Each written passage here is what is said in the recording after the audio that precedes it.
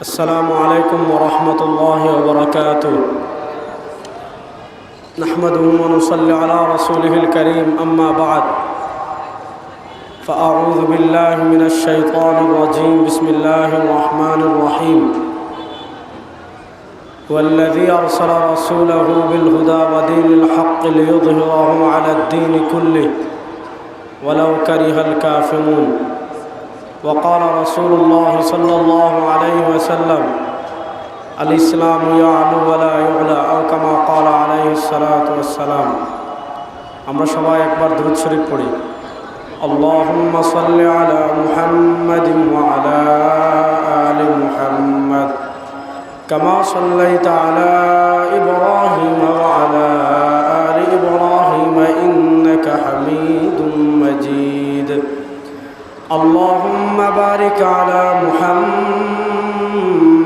وعلى آل محمد كما باركت على إبراهيم وعلى آل إبراهيم إنك حميد مجيد.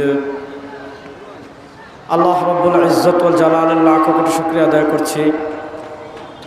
বাংলাদেশ মুজাহিদ committee Sylhet বিভাগের উদ্যোগে 3 দিন ব্যাপী ওয়াজ ও হালকায় জিকিরের মাহফিলে আল্লাহ তাআলা তৃতীয় দিন আসরের নামাজের পর আজকের এই সূচনা লগ্নে আল্লাহ আমাদেরকে এখানে একত্রিত হওয়ার তৌফিক দিয়েছেন।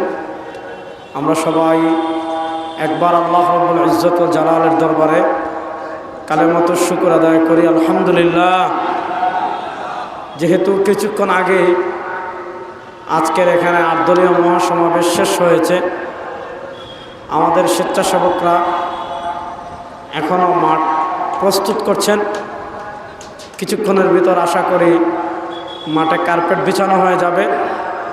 মাঠে কার্পেট বিছানো হয়ে গেলে আমরা যারা দাঁড়িয়ে আছি আমরা প্রত্যেকেই বসে যাব। বসে আমরা ওয়াজের পরিবেশ করে ফেলব। যদি আমরা বসে যাই তাহলে আজকের ওয়াজ আনুষ্ঠানিকভাবে শুরু হয়ে যাবে। আমি ছোট্ট সময়ে ছোট্ট কয়েকটা কথা বলে আপনাদের থেকে বিদায় নেব। রাসূল করিম সাল্লাল্লাহু আলাইহি ওয়াসাল্লামকে আল্লাহ রব্বুল ইজ্জত ওয়াল জালাল যে সকল লক্ষ্য এবং উদ্দেশ্যকে সামনে রেখে পৃথিবীতে পাঠিয়েছেন, আমি যে আয়াতে কারিমা তিলাওয়াত করেছি, এই আয়াতে আল্লাহ রব্বুল ইজ্জত ওয়াল জালাল সেই সকল লক্ষ্য এবং উদ্দেশ্যের মধ্যখানে 2টি লক্ষ্য এবং উদ্দেশ্য বর্ণনা করেছেন। আল্লাহ তাআলা বলেন, হুয়াল্লাযী আরসালা রাসূলাহু বিল হুদা, তিনি আল্লাহ তার রাসূলকে পৃথিবীতে প্রেরণ করেছেন হেদায়েত তথা পথের সন্ধান দিয়ে। দুনিয়াতে অনেক পথ তৈরি হবে, দুনিয়াতে অনেক মত তৈরি হবে। এই অসংখ্য পথ এবং মতের ভিতরে কোন পথে চললে আপনি জান্নাতের দিকে যাবেন, কোন পথে চললে আপনি জাহান্নাম থেকে বাঁচবেন, কোন পথে চললে আপনি আপনার জীবনকে ইসলামের পথে পরিচালিত করতে পারবেন, কোন পথে চললে আপনি চিরস্থায়ী মুক্তি লাভ করতে পারবেন, কোন পথে চললে আপনি জাহান্নাম থেকে মুক্তি লাভ করতে পারবেন, এই পথের সন্ধান দিয়ে আল্লাহ তাআলা দুনিয়াতে পাঠিয়েছেন তার রাসূল সাল্লাল্লাহু আলাইহি ওয়াসাল্লামকে। এই রাসূল সাল্লাল্লাহু আলাইহি ওয়াসাল্লাম যেই পথ আমাদেরকে দেখাবেন, রাসূল সাল্লাল্লাহু আলাইহি ওয়াসাল্লাম যে আলোর সন্ধান আমাদেরকে দিবেন, একজন মুসলমান যে হবে, একজন প্রকৃত মুসলমান যে হবে, তার সারা জীবন সে রাসূল সাল্লাল্লাহু আলাইহি ওয়াসাল্লাম যেই পথ দেখিয়েছেন, রাসূল সাল্লাল্লাহু আলাইহি ওয়াসাল্লাম যেই পথে চলার কথা বলেছেন সেই পথেই চলবে। আমরা যারা দাঁড়িয়ে আছি, যেহেতু কার্পেট আছে, এই পাশে যারা আছেন, এই পাশে যারা আছেন, দয়া করে স্বেচ্ছাসেবক ভাইরা ওনাদেরকে বসিয়ে দেন। মাশাআল্লাহ, বসলেই আমাদের মজমা তৈরি হয়ে যাবে ইনশাআল্লাহ। স্বেচ্ছাসেবক ভাইরা খুব দ্রুত কার্পেট বিছিয়ে দেন। হুয়াল্লাযী আরসালা রাসূলাহু বিল হুদা, তিনি আল্লাহ তার রাসূলকে দুনিয়াতে প্রেরণ করেছেন হেদায়েত দিয়ে। আর কি দিয়ে পাঠিয়েছেন? ওয়াদিনিল হক, আল্লাহ তার রাসূলকে একটা দিন হক দিয়ে, একটা সত্য ধর্ম দিয়ে পৃথিবীতে পাঠিয়েছেন। সেই দিন হকের নাম হলো ইসলাম। তো আল্লাহ তাআলা তার রাসূল সাল্লাল্লাহু আলাইহি ওয়াসাল্লামকে দিন হক তথা সত্য ধর্ম ইসলাম দিয়ে কেন পৃথিবীতে পাঠিয়েছেন? সত্য ধর্ম ইসলাম দিয়ে রাসূল সাল্লাল্লাহু আলাইহি ওয়াসাল্লামকে পৃথিবীতে পাঠানোর অবশ্যই একটা কারণ আছে। সেই কারণ আল্লাহ তাআলা বর্ণনা করেছেন, সেটা কি? লিইয়ুযহিরাহু আলা দ্বীনি কুল্লি। আল্লাহ তাআলা দুনিয়াতে যত পথ আছে, দুনিয়াতে যত মত আছে, দুনিয়াতে যত ধর্ম আছে, দুনিয়াতে যত মতবাদ আছে, দুনিয়াতে যত ইজম আছে, দুনিয়াতে যত তন্ত্র আছে, দুনিয়াতে যত মন্ত্র আছে, আল্লাহ তাআলা তার রাসূল সাল্লাল্লাহু আলাইহি ওয়াসাল্লামকে দ্বীন হক ইসলাম দিয়ে দুনিয়াতে এজন্য পাঠিয়েছেন, লিইয়ুযহিরাহু আলা দ্বীনি কুল্লি, যাতে সারা দুনিয়ার সব পথের উপর, সারা দুনিয়ার সব মতের উপর, সারা দুনিয়ার সব তন্ত্রের উপর, সারা দুনিয়ার সব মন্ত্রের উপর, সারা দুনিয়ার সব ইজমের উপর, সারা দুনিয়ার সব ধর্মের উপর, সারা দুনিয়ার সব মতবাদের উপর আল্লাহ তাআলা তার রাসূলকে পাঠিয়েছেন লিইয়ুযহিরাহু আলা দ্বীনি কুল্লি, যাতে ইসলাম সবার উপর, সব কিছুর উপর বিজয়ী হয়। তাহলে ইসলাম পৃথিবীতে এসেছে বিজয়ী হওয়ার জন্য। ইসলাম পৃথিবীতে এসেছে কিসের জন্য? বিজয়ী হওয়ার জন্য। ইসলাম পৃথিবীতে কশ্চিনকালেও পরাজিত হওয়ার জন্য আসে নাই। সেই ইসলামের বিজয়ের কিছু ধাপ আছে। কোনো জায়গায় ইসলাম রাষ্ট্র ক্ষমতায় থাকবে, রাষ্ট্রীয়ভাবে ইসলাম বিজয় হবে। আবার কোনো জায়গায় যদি রাষ্ট্রীয়ভাবে ইসলাম বিজয় নাও হয়, দেখা যাচ্ছে রাষ্ট্রের বিভিন্ন সেক্টরে ইসলামের বিধান নাই, কিন্তু সেখানে দেখা যাবে দলিলের আলোকে, দলিল দিয়ে, যুক্তি দিয়ে, সত্যবাদিতার দিক থেকে ইসলামের উপর কেউ অগ্রগামী হতে পারবে না, বরং সবার উপর ইসলামই থাকবে। তো পৃথিবীতে ইসলাম সবসময় বিজয়ী হওয়ার জন্য এসেছে। ইসলামকে পরাজিত করার জন্য, ইসলামকে দমিয়ে দেওয়ার জন্য, ইসলামকে থামিয়ে দেওয়ার জন্য পৃথিবীতে নানা ধরনের, নানা কিসিমের, নানা রকমের ষড়যন্ত্র সারা দুনিয়ায় যুগব্যাপী হচ্ছে।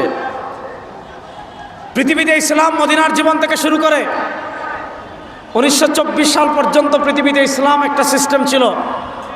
ইসলাম বিজয়ী ছিল, রাষ্ট্র ক্ষমতা ইসলাম ছিল, বিচার ব্যবস্থা ইসলাম ছিল, অর্থনীতিতে ইসলাম ছিল, শিক্ষা ব্যবস্থা ইসলাম ছিল। 1924 সালে পৃথিবীতে যখন উসমানী খিলাফতের পতন হয়েছে, 1924 সালে পৃথিবীতে উসমানী খিলাফতের পতনের আগ পরের পৃথিবী সারা দুনিয়ার সব জায়গায় পাওয়ারের জায়গা থেকে, ক্ষমতার জায়গা থেকে, শাসনের জায়গা থেকে, শক্তির জায়গা থেকে ইসলামকে পৃথিবীতে নামিয়ে দিয়েছে। সেখানে নামিয়ে পৃথিবীর বিভিন্ন মুসলিম রাষ্ট্রে, পৃথিবীর বিভিন্ন মুসলিম কান্ট্রিতে আমরা দেখেছি ক্ষমতার জায়গা থেকে, পাওয়ারের জায়গা থেকে, শাসনের জায়গা থেকে ইসলামকে নামিয়ে পৃথিবীর কোনো ভূখণ্ডে তারা গণতন্ত্রকে দিয়েছে শাসন ক্ষমতা পরিচালনা করার জন্য, কোথাও দিয়েছে জাতীয়তাবাদকে, কোথাও দিয়েছে সেকুলারিজম, ধর্মনিরপেক্ষতাকে, কোথাও দিয়েছে সমাজতন্ত্রকে।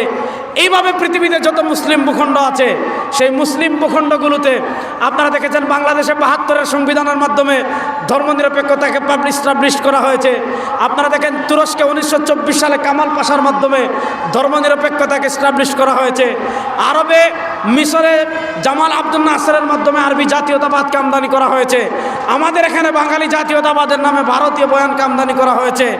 এইভাবে পৃথিবীর প্রান্তে প্রান্তে, এইভাবে পৃথিবীর প্রান্তে প্রান্তে, এইভাবে পৃথিবীর প্রান্তে প্রান্তে গত শতাব্দীতে শাসন ক্ষমতার জায়গা থেকে ইসলামকে সরিয়ে কোথাও তারা ধর্মনিরপেক্ষতা চাপিয়ে দিয়েছে, কোথাও তারা সমাজতন্ত্রকে চাপিয়ে দিয়েছে, কোথাও তারা জাতীয়তাবাদকে চাপিয়ে দিয়েছে, কোথাও তারা ধর্মনিরপেক্ষতাকে চাপিয়ে দিয়েছে।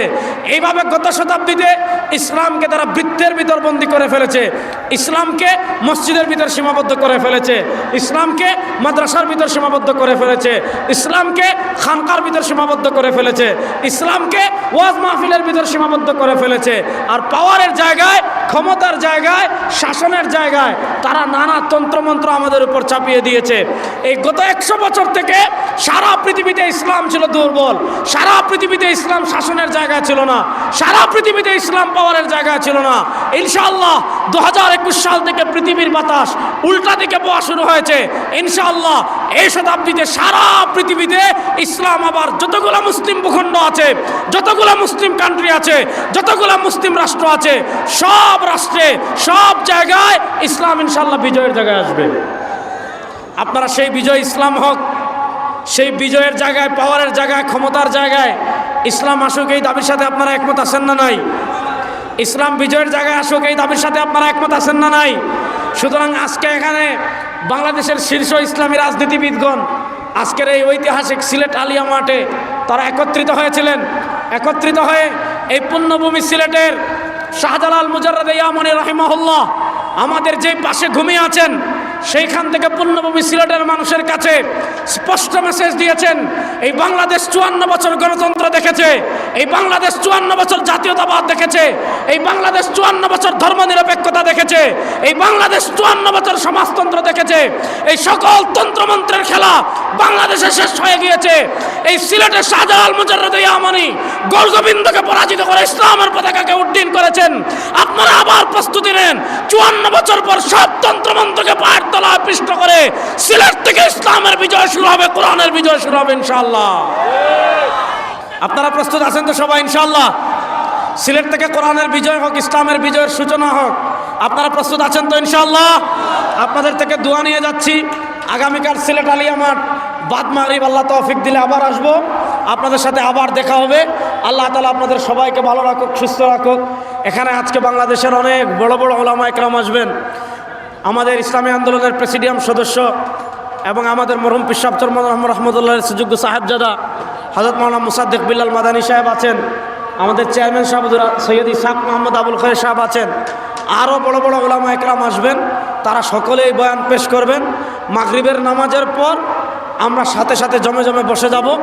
আমরা জমে জমে বসে বসে ওয়াজের পরিবেশ তৈরি করে দেব ইনশাআল্লাহ। আজকেও বয়ান হবে, আগামীকালও বয়ান হবে।